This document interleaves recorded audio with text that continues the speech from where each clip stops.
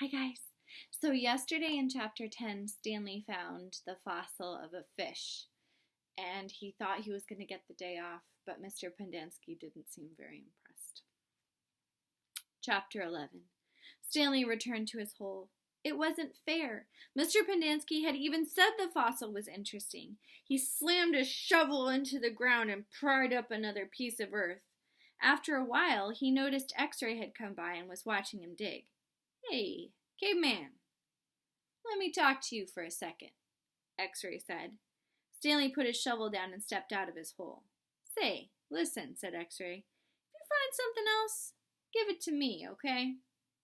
Stanley wasn't sure what to say. X-Ray was clearly the leader of the group, and Stanley didn't want to get on his bad side.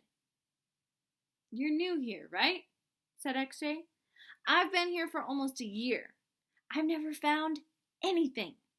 You know, my eyesight's not so good. No one knows this, but you know why my name's X-Ray?" Stanley shrugged one shoulder. "It's Pig Latin for Rex, that's all. I'm too blind to find anything." Stanley tried to remember how Pig Latin worked.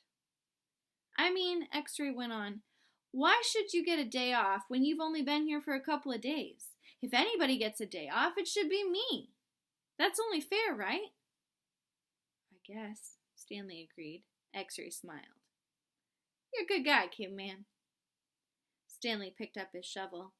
The more he thought about it, the more he was glad that he agreed to let X-Ray have anything he might find.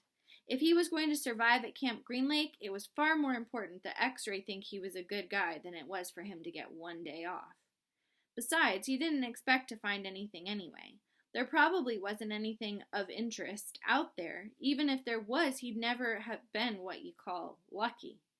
He slammed his blade into the ground, then dumped out another shovelful of dirt. It was a little surprising, he thought, that X-Ray was the leader of the group, since he obviously wasn't the biggest or the toughest. In fact, except for Zero, X-Ray was the smallest. Armpit was the biggest. Zigzag might have been taller than Armpit, but that was only because of his neck. Yet Armpit and all the others seemed to be willing to do whatever X-Ray asked them to. As Stanley dug up another shovelful of dirt, it occurred to him that Armpit wasn't the biggest. He, the caveman, was bigger. He was glad they called him the caveman. It meant they accepted him as a member of the group.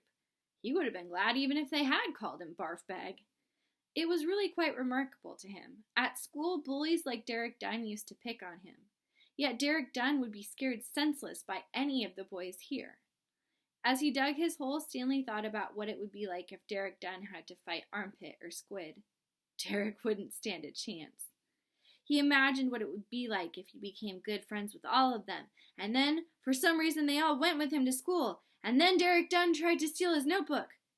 "Just what do you think you're doing?" asked Squid as he slams his hands into Derek Dunn's smug face. "Caveman's our friend," says Armpit, grabbing him by the shirt collar. Stanley played the scene over and over again in his mind, each time watching another boy from Group D beat up Derek Dunn. It helped him dig his hole and ease his own suffering. Whatever pain he felt was being felt 10 times worse by imaginary Derek.